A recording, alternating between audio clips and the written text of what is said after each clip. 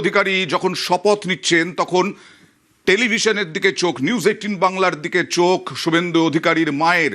শুভেন্দু অধিকারীর মা তখন চোখ রেখেছেন নিউজ 18 বাংলায় এবং তারপরে এক্সক্লুসিভ সাক্ষাৎকার গায়ত্রী দেবীর।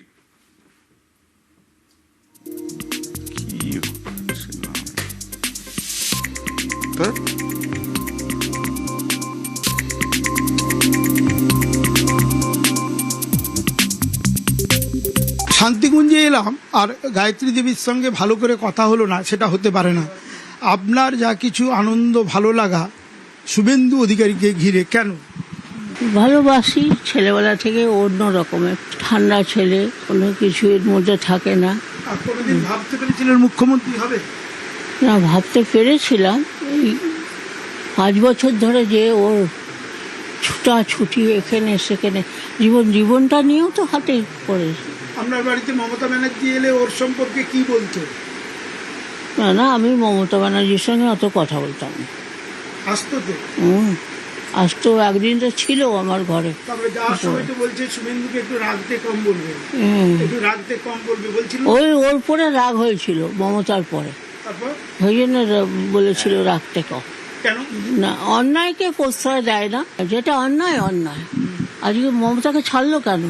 অন্যায়। এই যুব প্রেসিডেন্ট করেছিল তো শুভেন্দুকে, রাতারাতি ভাইপো হয়ে গেল। শুভেন্দু কি খেতে ভালোবাসে?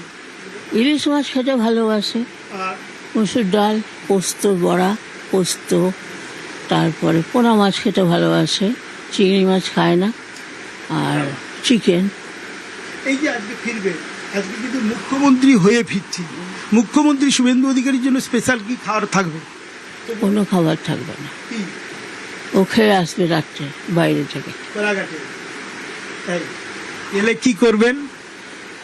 এলে দেখি কি করা যায়। আজকে চোখ জুড়িয়ে দেখবেন, হ্যাঁ? কতটা ভালো লাগছে। টিভিতে দেখছিলেন যে? হ্যাঁ, কি দেখছিলেন? দেখলাম শপথ নিল, তখন বুকটা কি হচ্ছিল? তখন চোখে জল এসে গেছিল। কি বলছিলেন মনে মনে? কি বলেন আমাকে? রত্নগর্ভা। কেন বলেন আপনি নিজেকে? রত্নগর্ভাই তো বটে আমি। কেন? আমার কোন ছেলেটা খারাপ? দীপেন্দু, শুভেন্দু ওই অল্প বয়সে এমপি হলো, সে দাদার জন্যে। আর আমার বাবু দীপেন্দু, সেও তো ওই দাদার জন্যে। কোন ছেলে এগিয়ে বেশি? বড় মেজ, মানে শুভেন্দু।